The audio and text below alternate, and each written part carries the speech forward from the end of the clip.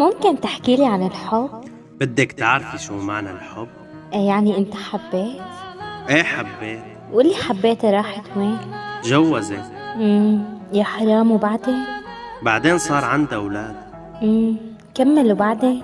سمت ابنها على اسمي. لولو. ايه والله هذا يلي صار. وانت ما زعلت منها لانها تركتك؟ لا ما زعلت منها لأنه تركتني. كيف يعني؟ ما هي كسرت قلبك. مين قالك؟ ما هي أحلى وحدة بقلبي. ما فهمت شو بتقصد. في شي اسمي ونصيب أقوى من كل شي بتعرفي. ايه اكيد بعرف. طيب رح قلك شغلة وخليها ببالك.